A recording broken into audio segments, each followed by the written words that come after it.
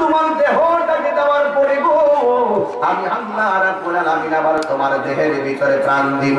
প্রাণটা দেওয়ার পরে দুনিয়াতে তুমি ডানে গেছো, বামে গেছো, সামনে গেছো, পিছনে গেছো, কিন্তু কবরে প্রাণটা দেওয়ার পরে তোমরা একজনের দিকে ফিরে আসবে।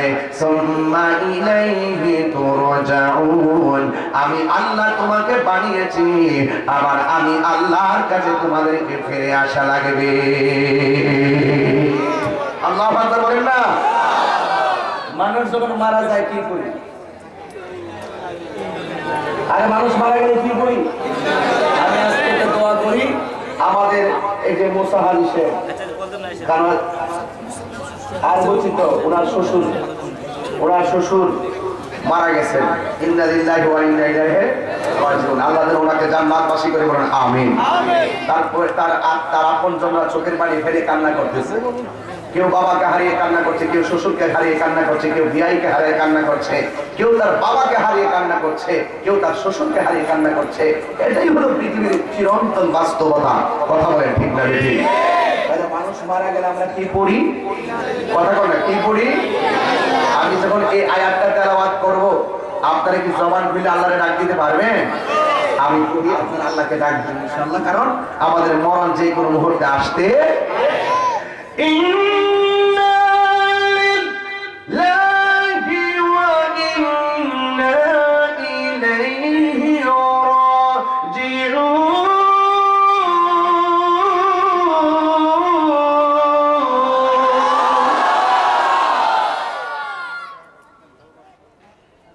কাকে ডাক দিয়েছে? আমাদের জীবন দিয়েছে কে? আবার নিয়ে যাবে কে? আমরা কার দিকে ফিরে যাব? আল্লাহ দিকে। কবর আযাব কি সত্য না মিথ্যা? ওই আযাব থেকে বাঁচার দোয়ার প্রয়োজন আছে না নাই? আমাদের ইবাদত অত্যন্ত কালিল, অল্প। আমরা এই ইবাদত দিয়ে জান্নাত আশা করতে পারি। তাই আল্লাহর কাছে সবসময় ডাকবো যেন আল্লাহ পাক আমাদেরকে কি করে? আযাব থেকে রক্ষা করে। রাজি আছি না নাই বলে? গভীর মনোযোগ, বেশি লম্বা চলে নয়। আমার নবী, আপনার নবী রাহমাতুল লিল আলামিন রাতের বেলা ঘুমিয়েছেন। আমার নবী স্বপ্ন দেখেন। আমার নবীর কাছে হযরতে জিবরাইল আলাইহিস সালাম আসলেন। আমার নবীর কাছে জিবরাইল আসা বলেন, ইয়া রাসূলুল্লাহ, নবী গো আপনি একটু উঠেন, আপনাকে নিয়ে আমি একটু সামনে যাব। আপনারা জবান করে বলুন আমার নবীর স্বপ্ন কি স্বপ্ন নাকি বাস্তব? নবীর স্বপ্ন হলো ওয়াহী, নবীর স্বপ্ন হলো ওয়াহী। নবী যা স্বপ্ন দেখেছেন তাই হলো কোরআনের, তাই হলো আল্লাহর পক্ষ থেকে বাস্তব ওয়াহী। কারণ এই কাহিনী এই পৃথিবীর মধ্যে থাকবে না। তোমাদের মধ্যে যারা এসেছো বয়সের কোনো তারতম্য নাই, যে কোনো মুহূর্তে তোমার আমার কাছে আজরাইল আসতে পারে গো মা। এ আমার ভালো লোকের মা, তুমি মনে করেছো এই পৃথিবীটাই বুঝি তোমার আসল ঘর? না না না না না মা, তোমার বিয়ের আগে তোমার একটা গোসল দিয়েছে। একবার হিসাব মিলাইয়া দেখো, মরণকালে তোমার একটা গোসল দিলে, তোমার বিয়ের পরে গোসল দেওয়ার পরে বিয়ের দিন তোমাকে নতুন শাড়ি পরিয়ে দেওয়া হয়েছে। একটাবার মিলাইয়া দেখো, তোমার মরণের পরে গোসল দেওয়ার পরে নতুন কাপড় পরাইয়া দেওয়া হবে। একটাবার মিলাইয়া দেখো, বিয়ের সময় তোমাকে 4 চাকার গাড়ি দিয়ে তোমাকে এক বাড়ি থেকে আরেক বাড়ি এনেছে। একটাবার হিসাব মিলাইয়া দেখো, তোমার মরণের পরে 4 চাকার স্বয়ং জীবন্ত মানুষ কান্দে লইয়া পাল্টি যাবে, তোমাকে একটা বাড়ির মধ্যে নিয়ে যাবে।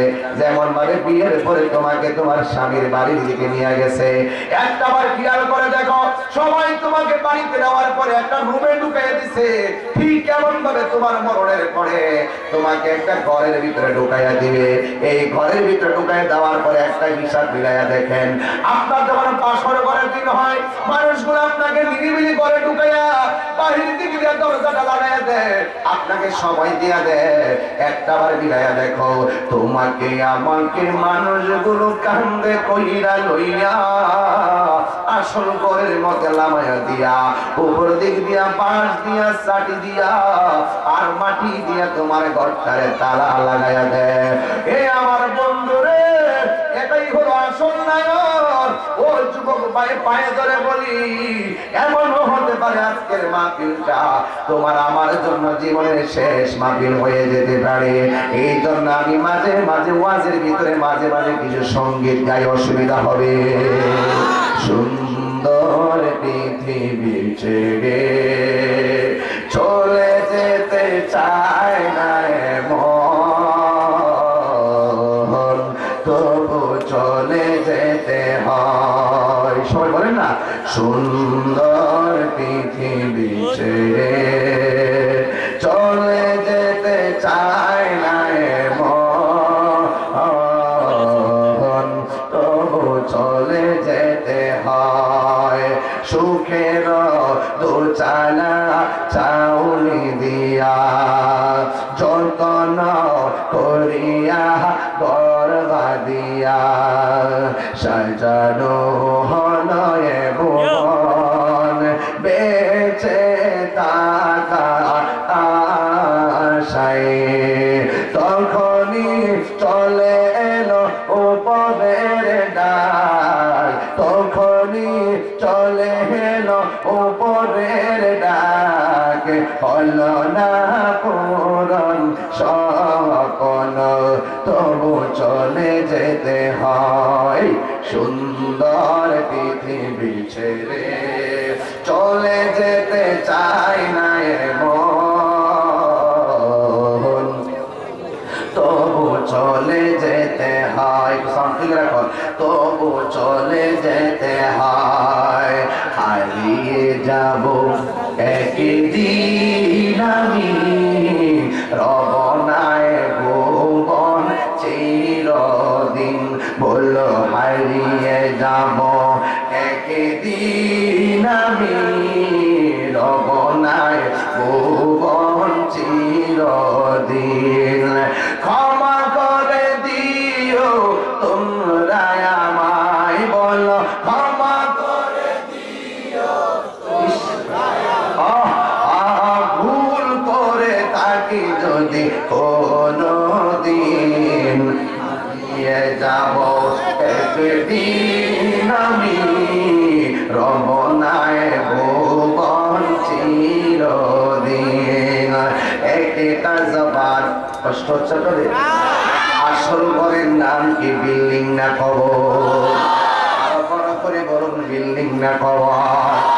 আমার বিষয় দিয়েছে কবরের আযাব। যারা সত্যিকার বান্দা ওই কবর আযাবের কথা শুনলে তাদের পশমগুলো কাঁপা যাওয়ার কথা বললো। আমার নবী আপনার নবী ঘরের মধ্যে ঘুমায়, জিবরাইল আলাইহিস সালাম নবীর কাছে আইসা কয়, নবী গো, ও মায়ার নবী, আপনি আমার সঙ্গে একটু চলেন। আমার নবী বলে, কোথায় চলবো? জিবরাইল আলাইহিস সালাম বলে, ইয়া রাসূলুল্লাহ, আপনি মেহেরবানি করে একটু সামনে চলেন। এবার আমার নবী একটু সামনে রওনা হলেন। সামনে রওনা হয়ে আমার নবী আপনার নবী দেখতেছেন একদল উলঙ্গ নারী আর একদল উলঙ্গ পুরুষ, তেনা দুইজন একেবারে অনেকগুলা উলঙ্গ নারী, অনেকগুলা উলঙ্গ পুরুষ জাহান্নামের আগুনের মধ্যে একবার নিচে যায় আর একবার উপরে উঠে। এদের বডির মধ্যে যত গোশত আছে সব গোশতগুলো আগুনের তাপে একবার ছন্ন ভিন্ন হয়ে গেল। কাঠ যেমন করে পড়তে পড়তে কয়লা হয়ে যায়, কাঠের কোনো চিহ্ন থাকে না, ঠিক এমন ভাবে ওই উলঙ্গ নারীগুলো একেবারে জাহান্নামের আগুনে পড়তে পড়তে একেবারে বডি থেকে গোশতগুলা খুলে খুলে আংরা হয়ে গেছে। এবার আমার নবী ডাক দিয়ে বলে, ও জিবরাইল, ও জিবরাইল, এই সমস্ত নারী পুরুষগুলাকে আপনারা সবাই বলেন, আমার নবী জানার ক্ষমতা আছে না নাই? আরো জোরে বলা আছে না নাই? আমার নবী উম্মতকে ডাক, উম্মতকে সতর্ক করার জন্য জিবরাইল আলাইহিস সালামকে জিজ্ঞেস করে, জিবরাইল, এরা কারা রে, যাদের কেমন ভাবে জাহান্নামের আগুনের ভিতরে এমন ভাবে জ্বলতেছে, এমন ভাবে শাস্তি দিতেছে? আবার জিবরাইল আলাইহিস সালাম বলে, নবী গো, এরা কারা জানেননি? এরা হলো দুনিয়ার ওই সমস্ত নারী এরা হলো দুনিয়ার ওই সমস্ত পুরুষ যারা দুনিয়ার ভিতরে অনৈতিক কাজে লিপ্ত হয়েছে, বেবিচারে লিপ্ত হয়েছে। জোরে বলেন নাউজুবিল্লাহ। এরপরে আমার নবীকে আর একটু সামনে নিয়েছেন। ওই সামনে নেওয়ার পরে আমার নবী তাকিয়ে দেখেন একদল মানুষগুলারে এমন ভাবে পাথরের উপরে মাথা রাইখা ওই পাথরের উপরে আরেকটা পাথর দিয়ে মাথার মধ্যে আঘাত করতেছে। আমার নবী ডাক দিয়া বলে, জিবরাইল, ও জিবরাইল, এরা কারা রে যাদেরকে এমন ভাবে পাথরের মধ্যে আঘাত করে করে এদেরকে মাথার মগজ গুলা ফেটে দিতেছে? এরা কে? আপনারা জবানটা খুলে বলুন, আমার নবী জানার ক্ষমতা আছে না নাই? জিবরাইল আলাইহিস সালাম কর, ও নবী গো, আমি বলতেছি একটু সামনে চলেন। এবার আমার নবী একটু সামনে গেলেন। সামনে যাওয়ার পরে আমার নবী দেখতেছেন রক্তের একটা নদী। আমাদের ভৈরবের পাশে নদীর নাম কি? পদ্মা, মেঘনা, যমুনার তীরে কত ঢেউ চলে যায়, আসে না তো ফিরে। এই পদ্মা, মেঘনা, যমুনার তীরে কত ঢেউ চলে যায়, আসে না তো ফিরে। একদিন আমি হারিয়ে যাব, একদিন আমি হারিয়ে যাব, আসব না তবু ফিরে। এই পদ্মা, মেঘনা, যমুনার তীরে কত ঢেউ চলে যায়, আসে না তো ফিরে। আধার এর চারজন চাহারে কাঁধে করে নিয়ে যাবে আমার আপন ঘরে। একা রেখে সবাই চলে যাবে আধার কবরে, আপন রাসূল হবে। এই পদ্মা, মেঘনা, যমুনার তীরে কত ঢেউ চলে যায়, আসে না তো ফিরে। আল্লাহু আকবার। এই নদীর পানিটা কি? আহারে, আল্লাহু আকবার, আল্লাহু আকবার। একজন মহিলা আসছিল ওয়াজ শুনতে আজকে। আহা, এখন একটা মহিলা ওয়াজ শুনতে আসছিল। এই মহিলাটা এখন মারা গেছে। চিন্তা করছেন ওয়াজের সাথে বাস্তবতা, এরপরে যদি মুসলমানদের আকল না হয় আর কোন সময় হবে? আপনি মনে করছেন বাড়ি থেকে বিয়ার পর যে কোনো মুহূর্তে আগে রাখতে পারে, এরপরে তোদের শরীর কাঁপে না, এরপরে মন দিন নরম হয় না, এরপরে তোর বাড়ি তোর ডাকতেছে, তোর বন্ধু তোর ডাকতেছে।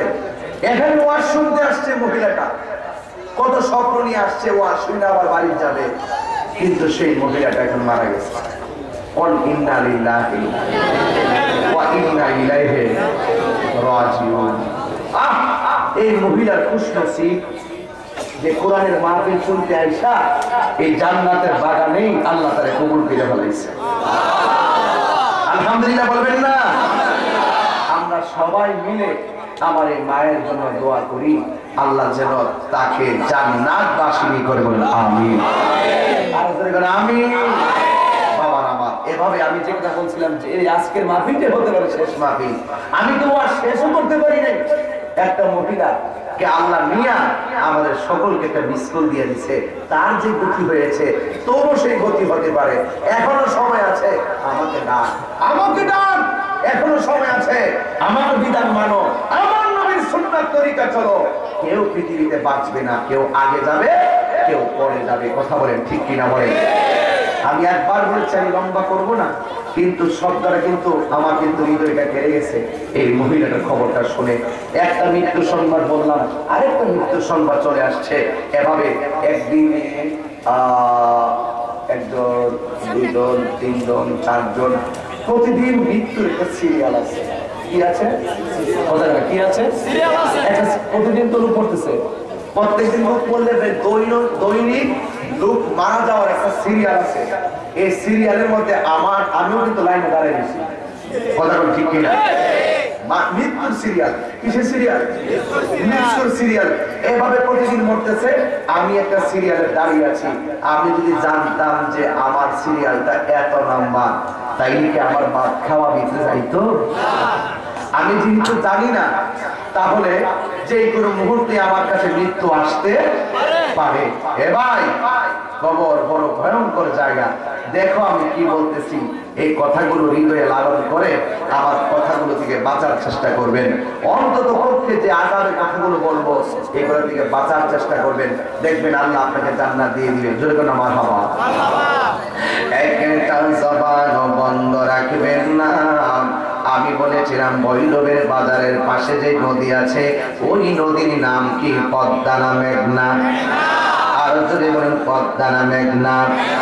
এই মেঘনা নদীর পানি হলো শীতল, তরঙ্গের ঢেউ খেলে শরীর ভিজে, কিন্তু গায়ের মধ্যে ঠসা করে না। কারণ ঠসা করে গরম পানিতে, ঠান্ডা পানিতে গায়ের মধ্যে ঠসা করে না। কিন্তু আমার নবী বিশ্ব উম্মতদের, আমার নবী এমন একটা তথ্য দিয়েছেন, আমি স্বপ্নে দেখলাম অনেকগুলা মানুষকে একটা নদীর মধ্যে হাবুডুবু খাইতেছে, কিন্তু হাবুডুবু খাইয়া আবার তারা কিনারে ফিরতেছে। কিন্তু হাবুডুবু খাইতেছে কোন নদীতে? এই নদীর পানিগুলো ভৈরবের পাশের নদীর মেঘনা নদীর মতো নয়। এই নদীর পানিগুলো হলো আগুনের চাইতে, দুনিয়ার আগুন যত গরম, এর চাইতে 70 গুণ গরম হলো সেই নদীর পানি। ওই পানির মধ্যে তারা হাবুডুবু খাইতেছে। এই দুনিয়ার পানির ব্যাপারে বলা হয়েছে ওয়াটার হ্যাজ নো কালার, পানির কোনো রং নাই। কিন্তু ওই লোকগুলো যেই নদীর মধ্যে হাবুডুবু খাবে, ওই নদীর পানিটা হলো রক্তের নদী। ওই রক্তের নদীর মধ্যে তারা হাবুডুবু খাইতেছে। আর হাবুডুবু খাইতে খাইতে ওরা কিনারে বিকতে চাইতেছে। আর কিনারের মধ্যে বিরাট আগে অনেকগুলা ফেরেশতা হাতের মধ্যে এত বড় পাথর নিয়ে দাঁড়িয়ে আছে। যেই মাত্র লোকগুলো আগুনের নদীর পানি অতিক্রম করে রাখো, যেই মাত্র কিনারের মধ্যে ফিরে, ওই ফেরেশতারা তাদের মাথার মধ্যে একটা পাথর মারে। পাথরটা মারার পরে মাথাটা ছিন্ন ভিন্ন হয়ে যায়। আল্লাহু আকবার। মাথা ছিন্ন ভিন্ন হয়ে যায়। আমার দৌড়ায় লাফ দিয়ে গিয়া পিছে পড়ে নদীর মাঝখানে চলে যায়। এমন ভাবে তাদেরকে আঘাত করতেছে, তারা কিনারের মধ্যে ফিরতে পারে না। তুমি কি দেখো না গত কিছুদিন আগে বরগুনার একটা লঞ্চ, তারা লঞ্চটা রওনা দিছে শত শত যাত্রী লইয়া। মাঝখানে যাওয়ার পরে লঞ্চের মধ্যে আগুন, কি দেখেন লঞ্চের মধ্যে আগুন লেগে গেছে। হ্যাঁ অভিযান 10 লঞ্চের মধ্যে আগুন লেগে গেছে। আমাদের ভৈরবের মার্কেটে যদি আগুন লেগে যায়, আমরা নদী থেকে পানি এনে আগুন নিভাইতে চেষ্টা করব, অথবা ফায়ার সার্ভিস আসে আইসা আগুন নিভাইতে চেষ্টা করবে। কিন্তু একটা জিনিস দেখেন, নদীর মাঝখানে গেল লঞ্চটা, অথচ আগুন নিভাইতে গেলে পানির প্রয়োজন হয়। ডানেও পানির অভাব নাই,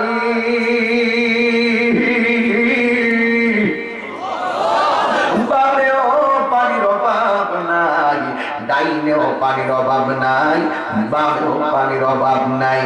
টোটাল পানির উপরে ওই লঞ্চে আগুন দাও দাও করে জ্বলতেছে, কিন্তু আগুন নিভাইবার মতন কোনো ব্যবস্থা নাই। তার মানে বোঝা গেল পানি তোমাকে বাঁচাইতে পারবে না। কিন্তু একটা কথা মনে রেখো, কারণ তোমার মরণ যেখানে যেইভাবে লেখা আছে এভাবে তোমার মরণ হয়ে যাবে। কথা বলেন ঠিক কিনা? পরে জায়গা পরে জমিন ঘর বানাই আমি রই, আমি তো সে ঘরের মালিক নয়। বল না, পরের জায়গা পরে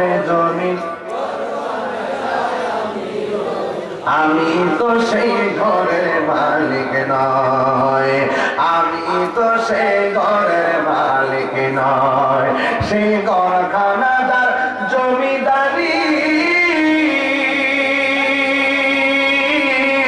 আমি পাই না তার হুকুমজারি, আমি পাই না জমিদার দেখা, আমি পাই না জমিদার দেখা, মনে তো কারে কই আমি তো সেই ঘরের মালিক নয়, আমি তো সেই ঘরের মালিক নয়। বলো পরের জায়গা করে জমিন,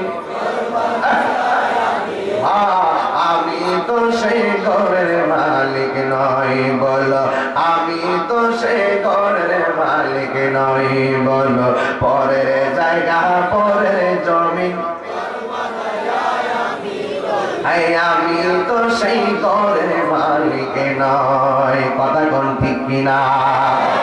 এই জন্য আমার বাবারা আমার নবী জিবরাইল আলাইহিস সালামকে ডাক দিয়া বলে, ও জিবরাইল,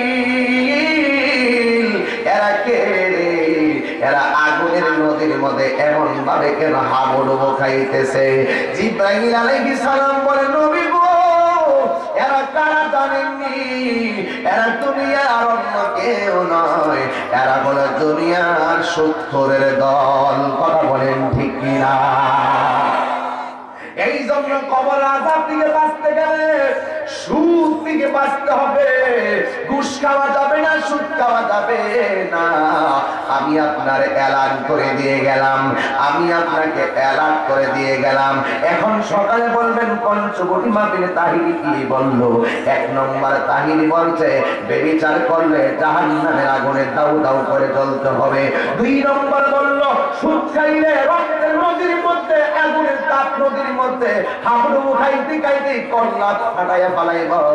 আর 3 নম্বর হলো এই একটা পাথরের উপরে তোমার মাথা রাইখা আর একটা পাথর দিয়ে এমন ভাবে তোমার মগজগুলা বাইর করে ফালাইব।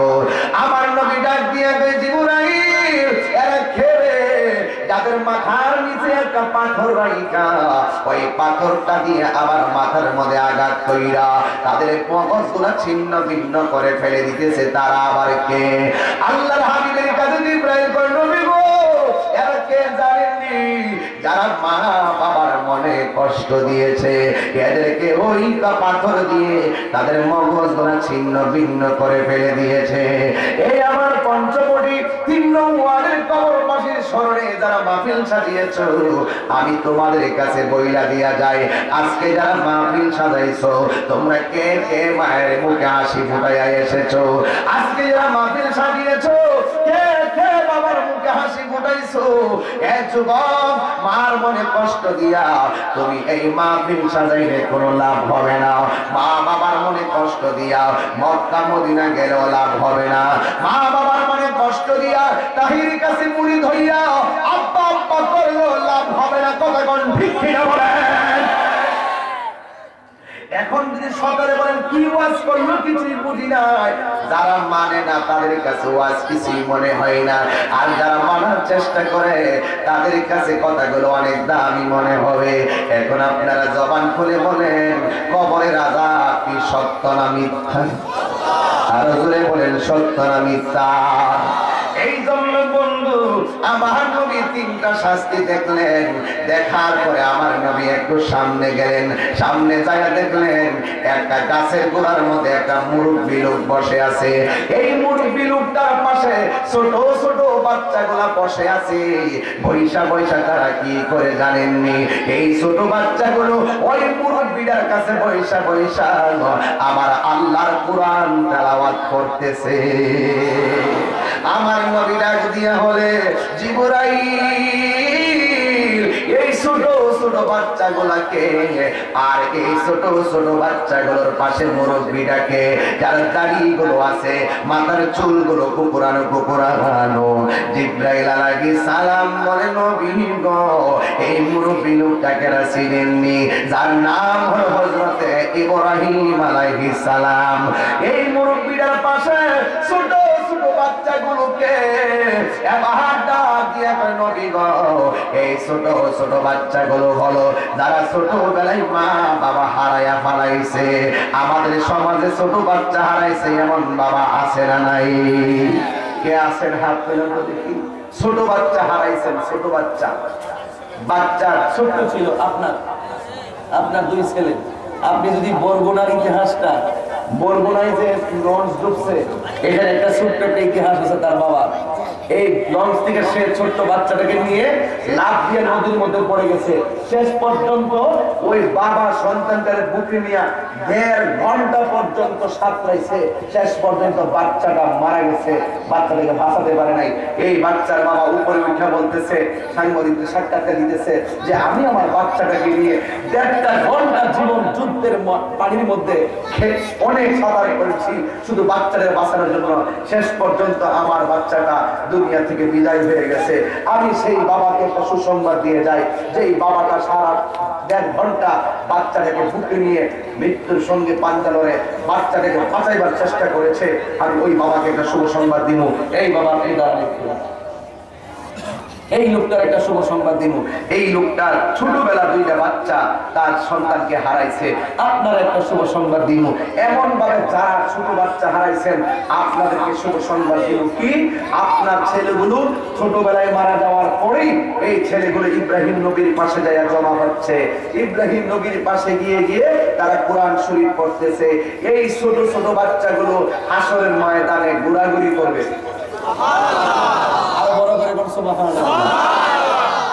কি করবে? ঘোরাঘুরি করবে। এবার এক দিক দিয়ে মিজানের পাল্লা টান দেওয়া হবে, কেউ নেকির পাল্লা বাড়ি হবে, কেউ বদির পাল্লা বাড়ি হবে। আমার আল্লাহ ওই হাসরের মাঠে ছোট বাচ্চাদেরকে ডাক দিয়ে বলবেন, তোদের আজকে মিজানের পাল্লা টান দেওয়া হবে না, তোমরা সরাসরি জান্নাতে চলে যাও। ছোট বাচ্চারা বলবে, আল্লাহ আমরা যে জান্নাতে যাবো অসুবিধা নাই, কিন্তু আমরা কোন দিক দিয়ে যাবো? তোমরা বলছিলাম পাড়ি দিয়ে জান্নাতে চলে যাও। ছোট বাচ্চাগুলো ডাক দিয়ে বলবে, আল্লাহ আমরা যে জান্নাতে যাব, যাওয়ার আগে একটা কথা বলতে চাই। জিজ্ঞেস করা হয় কি কথা বলবে? আমরা জানতে চাই তুমি আমরা খালেক, আমি তোমার বান্দা। তুমি তোমাকে আল্লাহ বলে ডাকার জন্য যে জায়গাটাকে বারামখানা বানাইছো, ওই বারামখানার নাম হলো মায়ের গর্ভ। এখানে 10 মাস 10 দিন মার কলিজায় লাইট দাইয়া মার বেহুশ করে দুনিয়াতে গেলাম, কিন্তু তুমি আমরা আব্বারে আব্বা বলে ডাকার সুযোগ দেও নাই, মাকে মা বলে ডাকার সুযোগ দেও নাই। তুমি পাঠাইছো, তুমি নিয়ে আসছো, আমাদের কোনো অভিযোগ নাই। তুমি যে বলছো এখন বিনা হিসাবে জান্নাতে যাওয়ার জন্য, আমরা জান্নাতে যাওয়ার আগে আমার আব্বা আম্মা কোথায় আছে জানতে চাই। এই বেটা শুভ সংবাদ দিয়ে যায় আপনাদের জন্য। কারণ কোন সন্তানের বাবা থাকবে জান্নাতে, বলবে যে তোর আব্বা জান্নাতে, বাচ্চাটা দৌড় মারবে আকাশে 20 দিন মতো মায়ের কাছে পৌঁছে যাবে। আর কিছু কিছু বাচ্চা জানবে তার আম্মা হলো দুজকে, তার আব্বা হলো দুজকে। তখন ছেলেগুলা ডাক দিয়ে বলবে, আল্লাহ আমি ওই যে জাহান্নামটার উপরে থাকবে পুলসিরাত, জাহান্নামের উপরে থাকবে পুলসিরাত, এই জাহান্নামের উপরে পুলসিরাত থাকবে। এই জাহান্নামের উপরে যে পুলসিরাত থাকবে, কাহার জন্য পুলসিরাতটা হবে চুলের চাইতে আরো চিকন, হীরার চাইতে আরো ধারালো। তুমি যে বলছো আমরা এটা পার হওয়ার জন্য, এই পুলসিরাতটা কোথায় হবে? একটা তথ্য আমার কাছে আছে, ওয়াসিরাতু মানসুবুন আলা মাতনি জাহান্নাম। পুলসিরাতটা হবে জাহান্নামের উপরে। ওয়াহুয়াল জিসরুন, এটা এমন একটা ব্রিজ, আল্লাযী বাইনাল জান্নাতি ওয়ান নার, যেটা জান্নাত এবং জাহান্নামের মাঝখানে আল্লাহ পাক প্রতিস্থাপন করবেন। ইয়ামুরুন নাসু আলাইহি আলা কদরি আমালিহিম, এই পুলসিরাতটা যার যার আমল অনুযায়ী পার হবে। ফামিনহুম মা ইয়ামুরু কালামহিল বাসার, কেউ পুলসিরাতটা চোখের পলকে পার হয়ে যাবে। ওয়া মিনহুম মা ইয়ামুরু কাল বারকে, কেউ আকাশের বিজলির মতন পুলসিরাতটা পার হয়ে যাবে। ওয়া মিনহুম মা ইয়ামুরু কাল রিহে, কেউ বাতাসের মতন পুলসিরাতটা পার হয়ে যাবে। ওয়া মিনহুম মা ইয়ামুরু কাল ফারাসে, কেউ ঘোড়ার দৌড়ের মতন পুলসিরাতটা পার হয়ে যাবে। হ্যাঁ, ওয়ামিনহুম ইয়ামুরুকা রুকাবিল ইবিলে, কেউ উটের মতো উট যেমনি হেঁটে হেঁটে এইভাবে যা, ঠিক এইভাবে যার এই ফুলসিরাতটা পার হবে। শুধু তাই নয়, বলছে কেউ দৌড়ায়া কেউ হাইটা এমন ভাবে পার হয়ে যাবে যার যার আমল অনুযায়ী। এখন ছোট বাচ্চার যাই হোক আকাশের বৃষ্টির মতন জান্নাতের ভিতরে, কিন্তু একদল বাচ্চা বলবে আল্লাহ আমার আম্মা কই, তোমার আম্মা বুঝুকে। তখন বাচ্চা বলবে যে জাহান্নামের উপরে কোন সিরাত, আমি এর উপর দিয়ে জান্নাতে যাবো, আর এই কোন সিরাতের নিচে হলে জাহান্নাম। ওই জাহান্নামের কষ্ট হচ্ছে আপনাদের? আমি একটু কথা বলতেছি আর কি, সুর তো সবসময় দিয়ে কথাগুলো কথা বললে বুঝবেন, নাইলে হারাই যাবেন। তো এই কোন সিরাতটা হলো জাহান্নামের উপরে, আমি যাবো উপর দিয়া, মার উপর দিয়া, আর মা থাকবে জাহান্নামের ভিতরে।